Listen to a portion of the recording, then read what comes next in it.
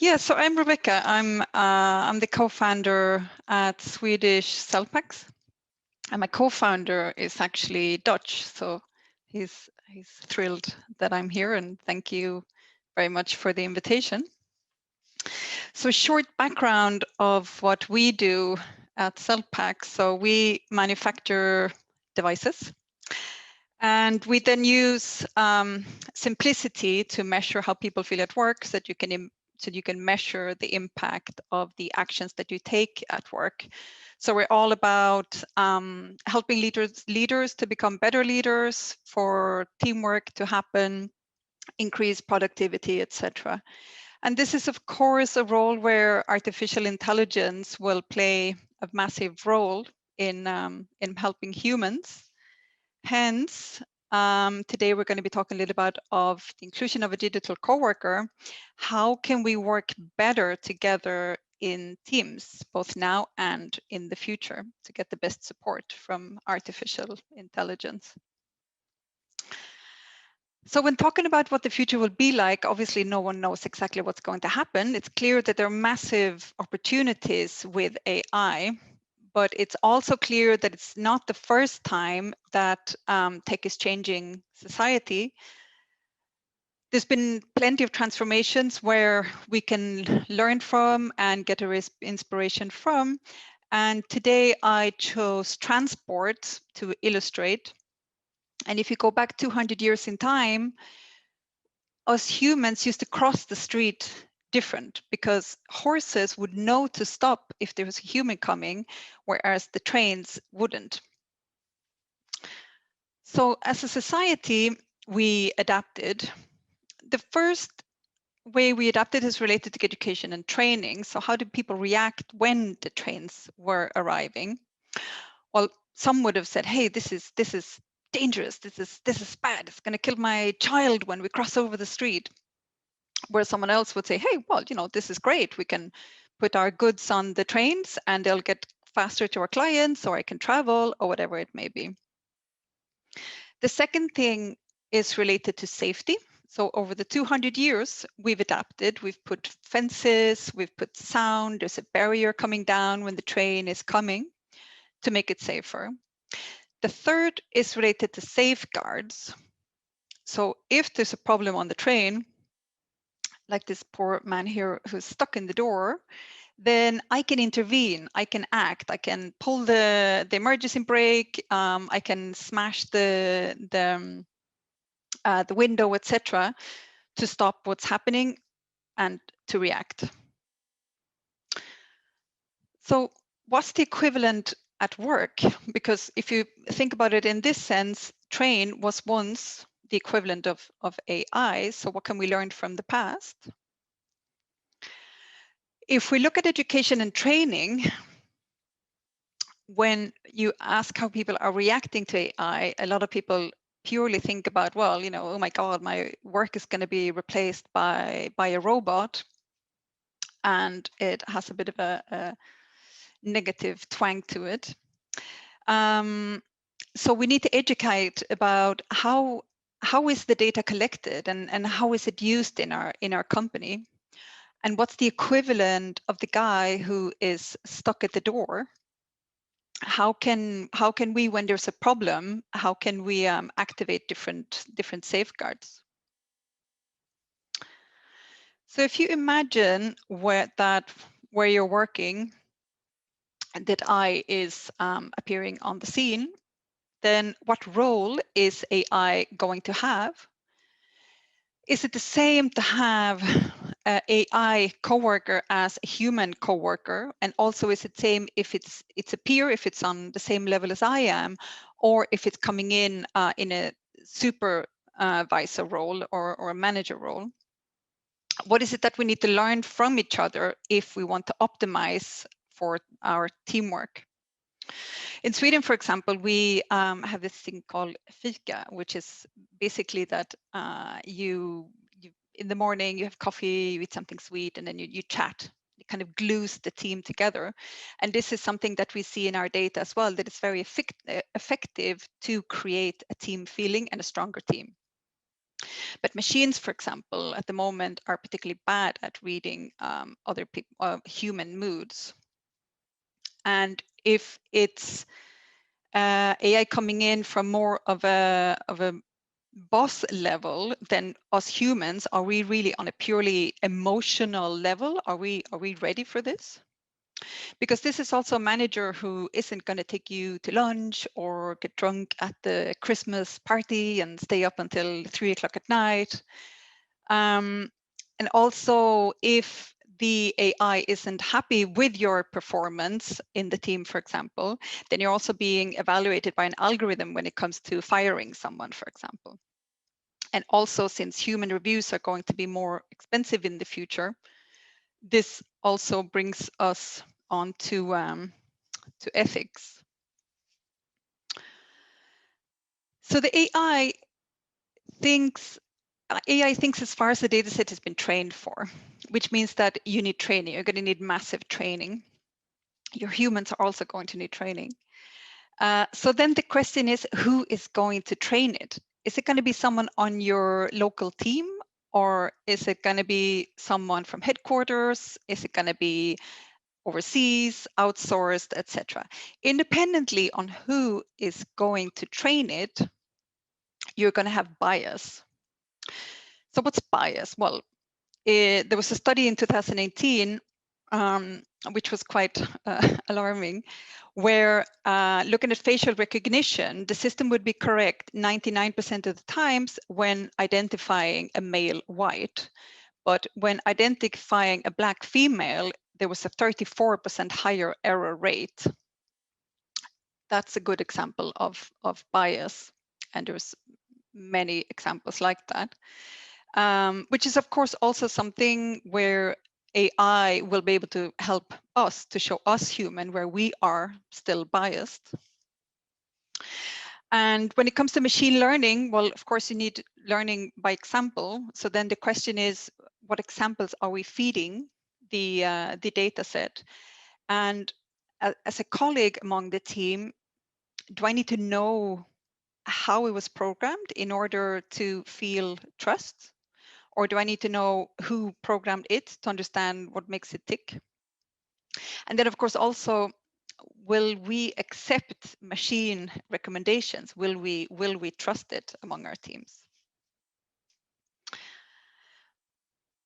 An example from a blue-collar environment is self-driving trolleys, which have been around for years. So if you assume that here an accident is going to happen, something goes wrong, an accident will happen.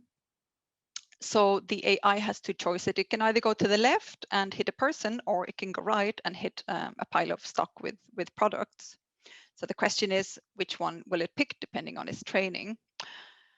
If I, as a human, if the trolley hits me, then I have the right to explanation. And perhaps the explanation is that, listen, if it had gone to the other side, it would have hit stock that was worth 1 million euros. If it hit you, you would get away with bruises. So then the question is also, what safeguards do we have in this instances?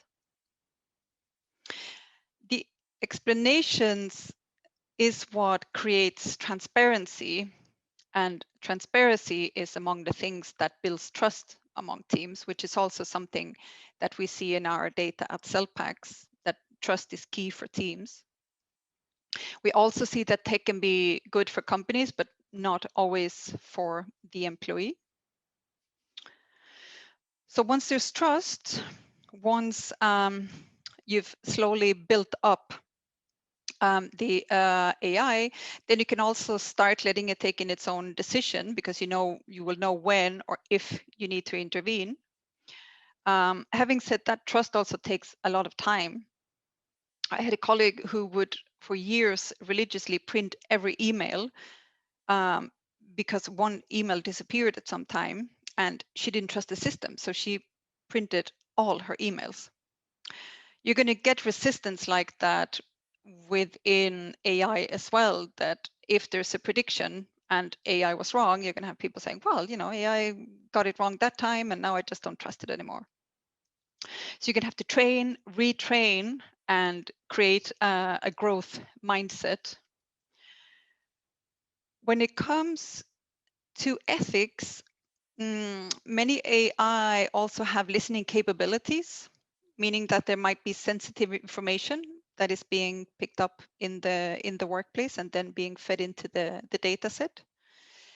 And related to that as well, humans tend to think that AI cares for us. So that also brings us on to the need to update human rights in the workplace. And when it comes to the role that AI should have or could have, I am pretty optimist. I do believe that we will be more productive and efficient, and we'll be able to get rid of a lot of repetitive tasks. We'll get the right info at the right time, and we can focus on what humans do best. The question is, for me, is more to what point do we get to decide the role that AI has? Is AI coming through the main door where you have proper onboarding, proper training, building trust, awareness, etc., or is it kind of softly hidden?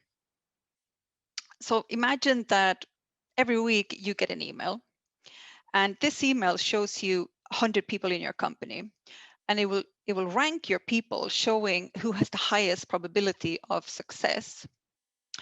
And you get this every week. And at the bottom, you always have the same people. So you get this week after week. Then one week, suddenly you also get another email saying, hey, cutbacks, you need to fire 5 people. What would you do? It's going to be cheaper and quicker and very tempting to just say, well, I got this list here, and these people, they've been at the bottom for the last, well, forever. So why don't I just get rid of them? But then the question is, who is really the boss here? And the people on that list, what are their rights? So I would like to highlight 3 things. The first one is that there's a need to regulate automatic decision making.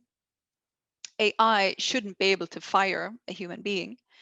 It only thinks as far as it's been programmed for. Reality is more complex, etc. That, of course, doesn't mean that humans don't make mistakes when it comes to decision making, and we also fire in wildly unethical ways. The second is the right to a human review.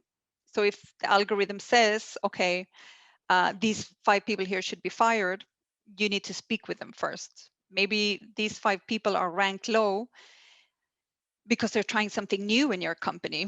Maybe it's a new strategy and the algorithm hasn't been trained for this and is not taking that into account. And again, in the future, it's going to be more expensive to get a human review compared to AI. So there's also going to be the temptation for management to just trust the AI and say, well, we'll just fire these 5 people instead of checking in the small cases where they might be a potential error. The third is the right to an explanation. So how did the AI reach this conclusion? You have the right to question and the right to fight that decision. And AI are pretty good at explaining how they reached a certain decision or information. The question then is, to what extent will companies be open to sharing it? Hence, I argue that the role of AI, the more ethical approach, is to look at it as a coach that can assist leaders, humans, help us build better teams and complement, enhance, etc. And it can say things like, hey, your team is great at X, but not so great at Y. Why don't you try this approach that they've tried over at your other facilities? Or teams like yours, they usually do this and that. Or it will tell you to involve someone that you haven't yet, or among the activities that you do, what could you have done better? If people are leaving your team, why are they leaving your team? What can you do to change the trend? And also when it comes to training, what will you be training for? So if you only train for one thing, let's say that you train for cost saving, for example, then the trolley that we saw in the warehouse before is going to hit people all the time and not the products because it's cheaper. So of course exaggerating, but the focus of the training is important. So if fun is part of your company values, for example, then you need to train for fun. You need to train for kudos and integrate that into your the training. And then AI can also alert you when you're ignoring a value, like teamwork, for example. And you can, of course, program for whatever. If gender equality is important in your company, then AI can help you focus so that you improve in this area. And lastly, coming back to the train, all big roads nowadays have barriers, signs, etc. It's been regulated, and we've been working on safety for 200 years, and it's working very well.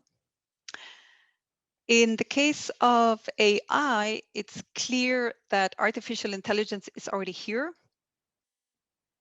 There's been some good examples, bad examples. It's clear that there are many big opportunities out there. And for the next couple of minutes, I invite you to discuss your opinions. And yeah, any questions you might have.